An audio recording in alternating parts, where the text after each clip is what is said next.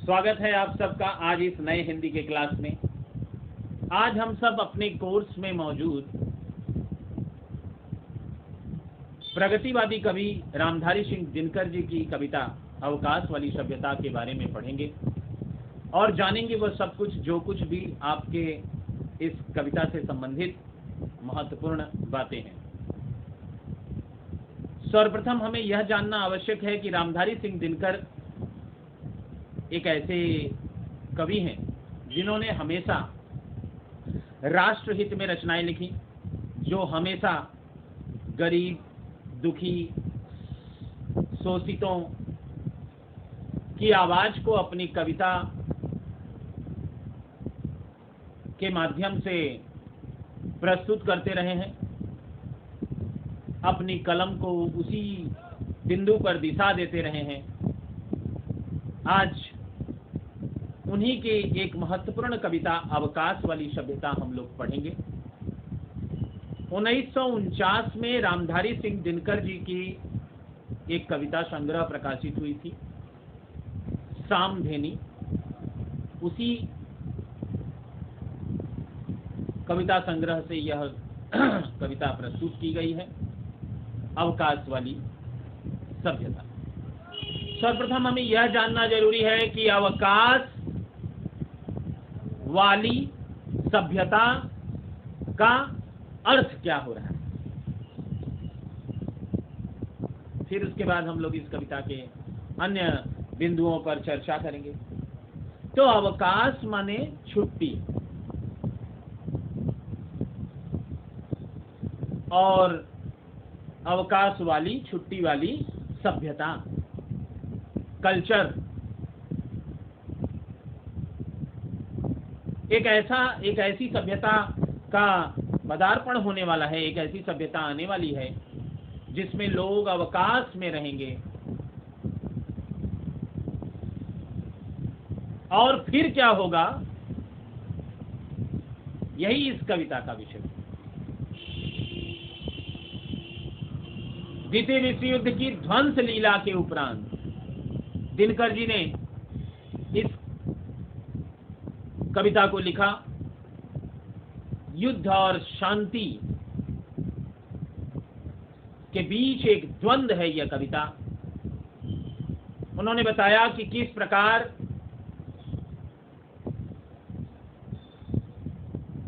विज्ञान के महान आविष्कार मानव जाति के लिए खतरा बन चुके हैं।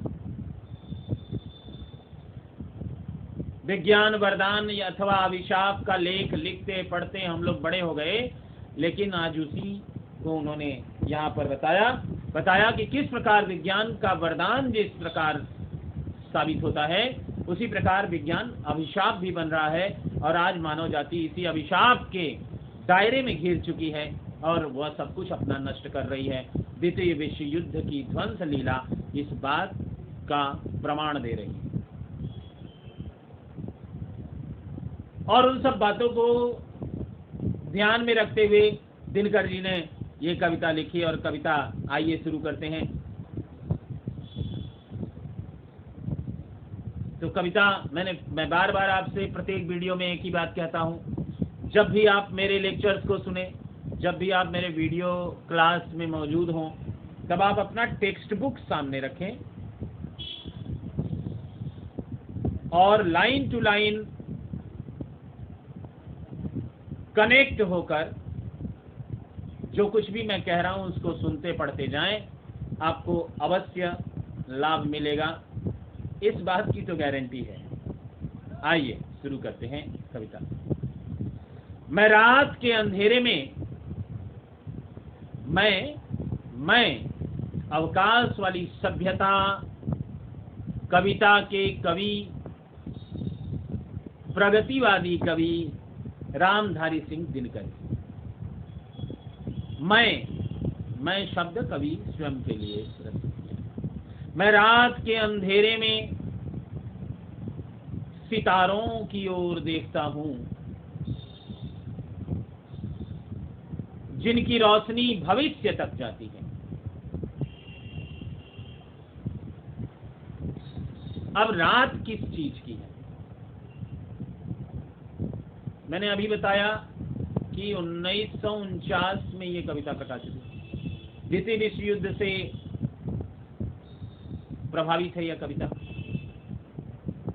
तो माहौल भी उसी समय का है।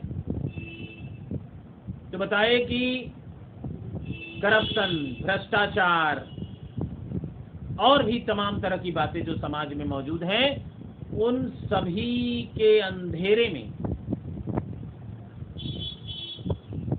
को उन्होंने बताया, मैं रात के अंधेरे में, मैं रात के अंधेरे में, आज इस रात के अंधेरे में, मैं रात के अंधेरे में सितारों की ओर देखता हूं। और जब वो रात्रि में देखते हैं सितारों की तरफ, तो उन्हें क्या लिखते हैं, जिनकी रोशनी भविष्य तक जाती है और उन्हें भविष्य दिखाई पड़ता है। और जब भविष्य दिखाई पड़ता है तो क्या होता है, अनागत से मुझे यह खबर आती है, भविष्य से उन्हें एक खबर, अनागत भविष्य, भविष्य से उन्हें एक खबर आती है। जब वो इस घिरी हुई मानसिकता से, इस पृथ्वी के परेशानियों से, धरती पर मौजूद परेशानियों से, देश में मौजूद परेशानियों से, के अंधेरे में से जब वो सितारों की ओर देखते हैं, तो उन्हें अनागत से यह खबर आती है, मुझे अनागत से यह खबर आती है कि चाहे लाख बदल जाए दुनिया, चाहे लाख बदल जाए, मगर भारत भारत ही रहेगा। वो कहते हैं कि दुनिया चाहे वैज्ञानिक आविष्कारों से कितनी भी बदल जाए या चाहे कुछ भी हो जाए, लेकिन एक चीज तो तय है कि हमारा देश जो सदैव अपनी संस्कृति, अपनी सभ्यता को बचाए रखकर, इस देश के सपूतों ने जिस प्रकार अपने देश को आगे रखा है, वह जिंदा रहेगा।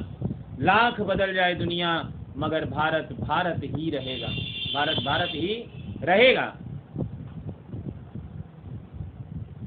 और फिर लिखते हैं, जो ज्योति दुनिया में बुझी जा रही है, वह भारत के दाहिने करतल पर जलेगी। कवि कहते हैं कि जो ज्योति, यानी वैज्ञानिक आविष्कारों से, विज्ञान के तमाम प्रयोगों से जो मानवता का जो नाश हो रहा है, जो मानवता बुझी जा रही है, उस मानवता को फिर से प्रकाश प्राप्त होगा इसी धरती से, इसी भारत से। जो ज्योति दुनिया में बुझी जा रही है, जो ज्योति दुनिया में बुझी जा रही है, वह भारत के दाहिने करतल पर जलेगी। करतल, हाथ की हथेली पर। फिर से यह देश पूरे विश्व को राह दिखाएगा, जैसा अक्सर करता रहा है, चाहे वो गौतम बुद्ध के माध्यम से हो,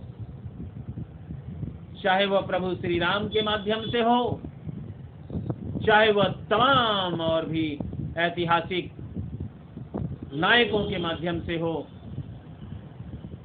आप जाकर देखेंगे तो भारत हमेशा से ही विश्व को राह दिखाता रहा है, शांति और सद्भाव का संदेश देता रहा है, जिससे पूरे विश्व में शांति फैले।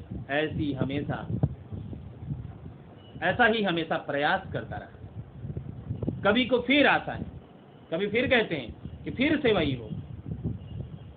चाहे लाख बदल जाए दुनिया, पर भारत भारत ही रहेगा। और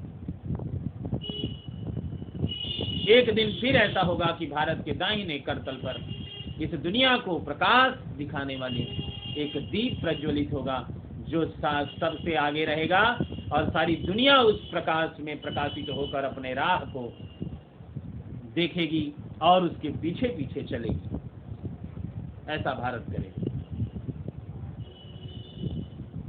अपने देश के प्रति हृदय में प्रेम हो तो ऐसी भावनाएं आती हैं। रामधारी सिंह दिनकर राष्ट्र प्रेमी है और उनकी ये कविता इस तरफ भी इशारा करती है।